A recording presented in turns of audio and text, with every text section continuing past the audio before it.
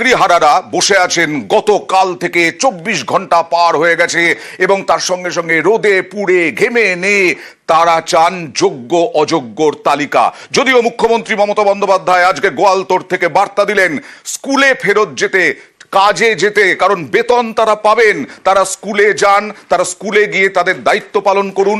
আজকে মুখ্যমন্ত্রী মমতা বন্দ্যোপাধ্যায় কি বার্তা দিলেন একবার প্রথমেই দেখাবো।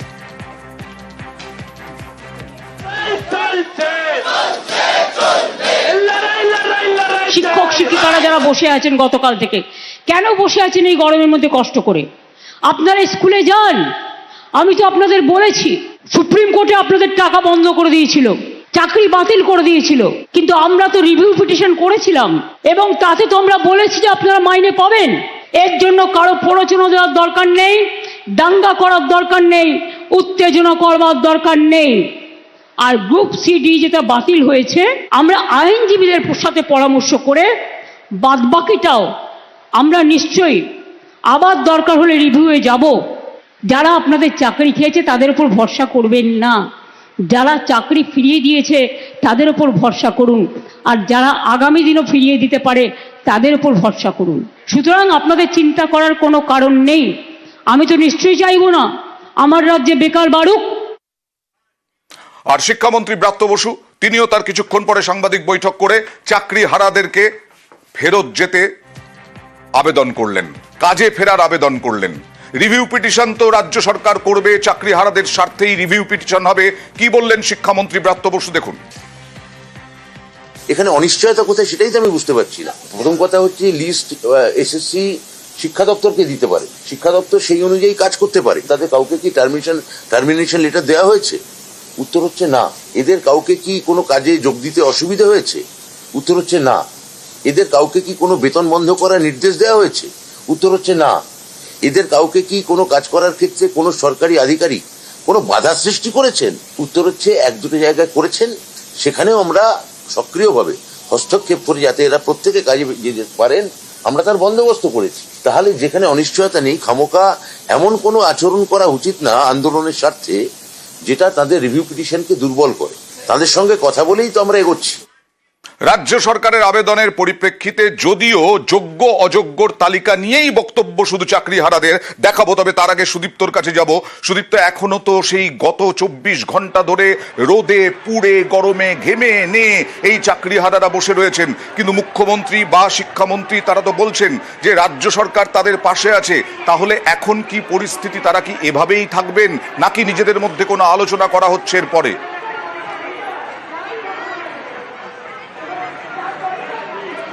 একদমই অয়নদা, তুমি যেমনটা বললে গতকাল থেকে আজ পর্যন্ত বেলা গড়িয়ে গিয়েছে, আড়াইটে কিন্তু গড়িয়ে গিয়েছে এবং তখনও পর্যন্ত তারা কিন্তু অবস্থানরত অবস্থাতেই রয়েছেন এই এসএসসি ভবনের ঠিক সামনেখানে। যতদূর পর্যন্ত দেখা যাচ্ছে ততদূর পর্যন্ত এই অবস্থানই লোক চোখে পড়ছে।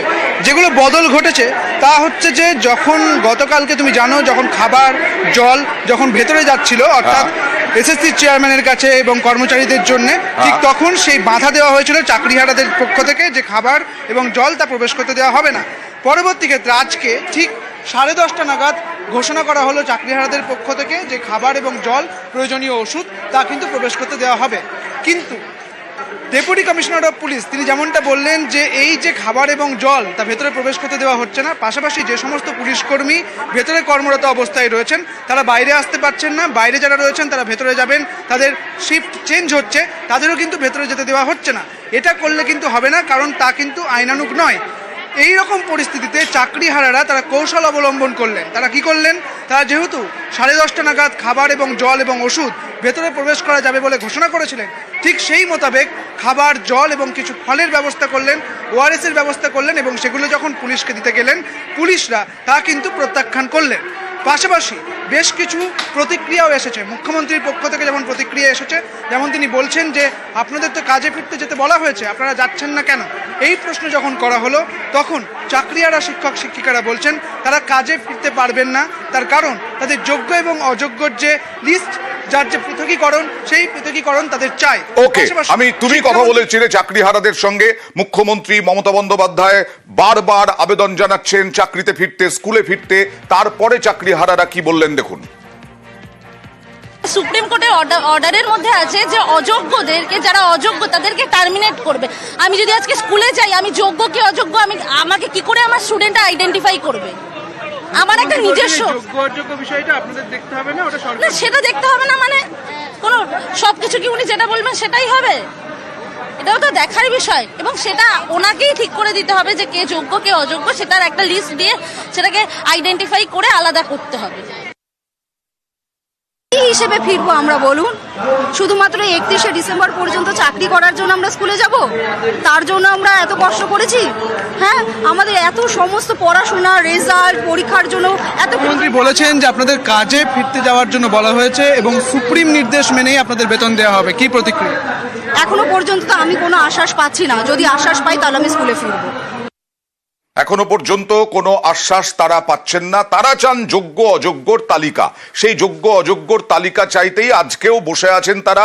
আজকেও পুলিশের সঙ্গে বচসা হয়েছে, কারণ খাবার, যেটা আমাদের প্রতিনিধি বলছিলেন, খাবার, জল গতকাল এসএসসি অফিসে ঢুকতে বাধা দেওয়া হয়েছিল। আজকে সেই খাবার, জল, বিভিন্ন ফল তাদেরকে তারা নিয়ে যাওয়ার চেষ্টা করেন। ওখানে কর্মরত পুলিশ, এসএসসির কর্মীরা এবং তার সঙ্গে চেয়ারম্যানও তো আটকে আছেন, কিন্তু এসএসসির পক্ষ থেকে, পুলিশের পক্ষ থেকে তা প্রত্যাখ্যান করা হয়। আজকে পরিস্থিতিটা অন্যরকম, কিন্তু এখনো পর্যন্ত এই যে বসে রয়েছেন চাকরিহারারা, এসএসসি চেয়ারম্যানকে বেরোতে দিচ্ছেন না, এসএসসি কর্মীদের বেরোতে দিচ্ছেন না, সেই অবস্থায় রয়েছে। শান্তিপূর্ণ প্রতিবাদে আমাদের কোনো আপত্তি নেই, কিন্তু যদি এরকম ভাবে খাবার, জল, খাবার জিনিস সেইগুলো আটকানো হয়, অনেকক্ষণ ধরে কাল সকাল থেকে সব লোকজন এখানে আছে, তারা যখন ঢোকবার চেষ্টা করছে, পুলিশের বিশেষ করে যখন ঢোকার চেষ্টা করছে, বেরোনোর চেষ্টা করছে, বহু এখানে ইনসিডেন্টস হয়েছে, এখানে ধাক্কাধাক্কি দেওয়া হয়েছে, আটকানো হয়েছে। এটা কিন্তু আইন অনুসারে হচ্ছে না। আমি ওনাদেরকে অনুরোধ করব, ওনারা শান্তিপূর্ণ অবস্থান যা করছেন করুন, কিন্তু এই জিনিসগুলো যেন না করা হয়। ওনারা সবাই সরকারি কর্মচারী, সেই জন্যে শান্তিপূর্ণ প্রতিবাদে আমাদের কোনো আপত্তি আগেও ছিল না, এখনো নেই। ওনারা কিন্তু সবকিছুর অ্যাক্সেস পাচ্ছে। আমরা কখনোই কোনো সময় ওনাদের কোনো জিনিস কিন্তু রেস্ট্রিক্ট করিনি।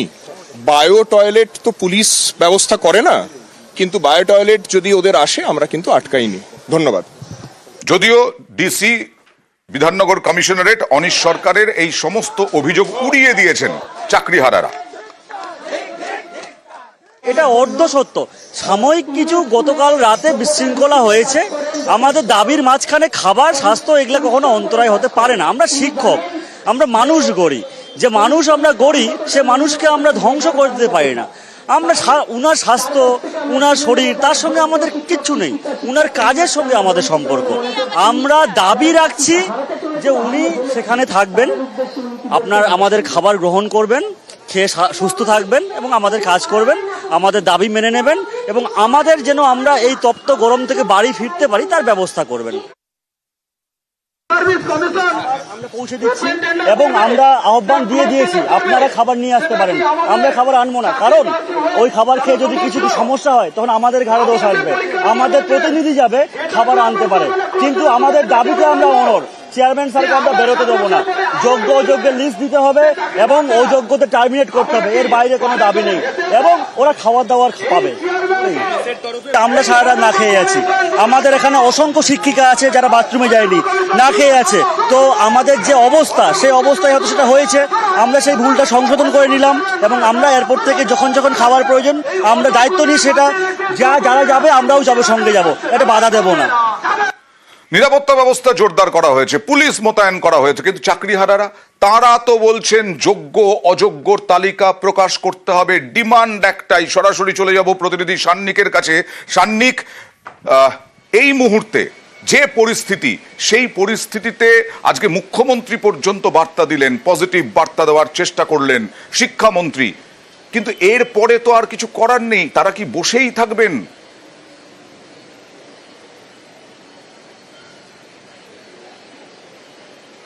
দেখো, এই আবেদন বিভিন্ন মহল থেকেই করা হচ্ছে। শিক্ষামন্ত্রী ব্রাত্য বসু, মুখ্যমন্ত্রী মমতা বন্দ্যোপাধ্যায় প্রত্যেকেই বারংবার এই বিষয়টাই বোঝাচ্ছেন যে আইনি প্রক্রিয়ার মধ্যে গোটা বিষয়টা যেহেতু রয়েছে, তাই কোনোভাবে সুপ্রিম কোর্টের তরফে কন্টেম্প্ট অফ কোর্ট যাতে এই গোটা বিষয়টাকে আবারও পুরোপুরিভাবে স্থগিত না করে দেয় সেই কারণে তারা সময় নিচ্ছেন। কিন্তু তাদের যেহেতু একটা বড় অংশ, শিক্ষকদের একটা বড় অংশ তারা স্কুলে যেতে পারবেন, তাই এই মুহূর্তে তাদের কাউকে চিন্তিত না হয়ে তাদেরকে তাদের জায়গায় ফিরে যাওয়া অর্থাৎ স্কুলে ফিরে যাওয়ার আবেদন তারা কিন্তু বারংবার করছেন। এবং সব থেকে বড় কথা, এই গোটা প্রক্রিয়া যেভাবে চলছে তাতে কোনো রকম ভাবেই যাতে কোনো বিশৃঙ্খল পরিস্থিতি এই গোটা বিষয়টাকে কালিমালিপ্ত না করে সেই বিষয়ের আবেদন কিন্তু শিক্ষামন্ত্রী ব্রাত্য বসু এবং মুখ্যমন্ত্রী মমতা বন্দ্যোপাধ্যায় দুজনেই কিন্তু সেটাই বলছেন। কিন্তু এখনো পর্যন্ত এসএসসি ভবনের বাইরে যারা চাকরি হারিয়েছেন যে শিক্ষকরা, তারা কিন্তু একটা অনিশ্চয়তার মধ্যেই রয়েছেন। তারা ভাবছেন একেবারে চাকরি হারার আশঙ্কার মধ্যে রয়েছেন, অনিশ্চয়তার মধ্যে রয়েছেন, সেখানেই বসে রয়েছেন তারা দীর্ঘক্ষণ রোদে পুড়ে গরমে ঘেমে এনে। অন্যদিকে এসএসসির চেয়ারম্যানও আটকে রয়েছেন। দেখা যাক কি পদক্ষেপ করা হয় এরপর। আর চাকরিহারা শিক্ষাকর্মী তারা ডিরোজিও ভবনে অনশনে বসেছেন ডিরোজিও ভবনের সামনে অনশনে চাকরিহারা শিক্ষাকর্মীদের নিয়ে সুপ্রিম কোর্ট কোনো হস্তক্ষেপ করেনি চাকরিহারা শিক্ষাকর্মীদের নিয়ে। কিন্তু তারাও চান যে গ্রুপ সি গ্রুপ ডি চাকরিহারা শিক্ষাকর্মীরাও চান এই যে ৩,৪০০ গ্রুপ সি গ্রুপ ডি কর্মী গতকাল পর্ষদ সভাপতির সঙ্গে বৈঠকে গিয়েছিলেন তাদের ৮ সদস্যের প্রতিনিধি দল, কিন্তু সদুত্তর না পেয়ে অবস্থানে অনশনে এই চাকরিহারা শিক্ষাকর্মীরা। যে সমস্ত যোগ্য শিক্ষাকর্মীগণ কালকের সন্ধ্যাবেলায়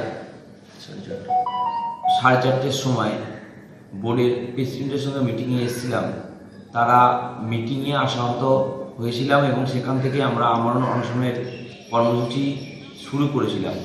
তো আমাদের একটাই দাবি, আমাদের এসএসসির কাছ থেকে নন টিচিং স্টাফদের যোগ্য ও অযোগ্যের লিস্ট পুরোপুরি সম্পূর্ণরূপে প্রকাশ করতে হবে এবং ওনাদেরকে বলে দিতে হবে কত দিনের মধ্যে সম্পূর্ণ ওএমআর মিরর ইমেজ কপি ওয়েবসাইটে আপলোড হবে। ততক্ষণ পর্যন্ত আমাদের এই আমরণ অনশন চলবে।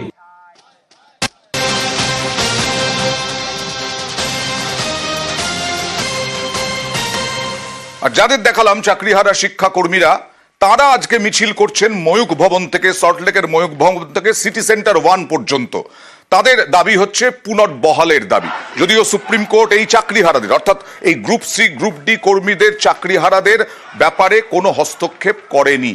যেমন ভাবে চাকরি থাকবে ডিসেম্বর পর্যন্ত, শিক্ষকদের বেতন পাবেন তারা, সুপ্রিম কোর্ট বলেছে, কিন্তু গ্রুপ ডি গ্রুপ সি কর্মীদের ব্যাপারে কোনো রকম কোনো হস্তক্ষেপ করেনি সুপ্রিম কোর্ট। কিন্তু তারা পুনর্বহালের দাবিতে তারা মিছিল করছেন আজকে ময়ূখ ভবন থেকে সিটি সেন্টার পর্যন্ত। এসএসসি অফিসের সামনে যেভাবে একটা শ্রেণীর শিক্ষক গ্রুপ ডি গ্রুপ সি যারা বলছে, কিন্তু সমাজ বিরোধীদের নিয়ে তারা তাণ্ডব চালিয়ে আরেক শ্রেণীর শিক্ষক সমাজ গ্রুপ ডি গ্রুপ সিদেরকে তারা অযোগ্য বলায় জোর করে প্রমাণিত করতে চাইছে।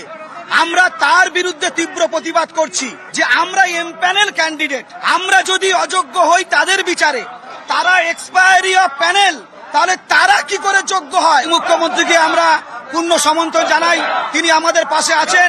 আইনি পথে তিনি আশা করছি আমাদের এই জট তিনি খুলে স্কুলে আমাদেরকে পাঠাবেন, এটা আমরা আশা করছি।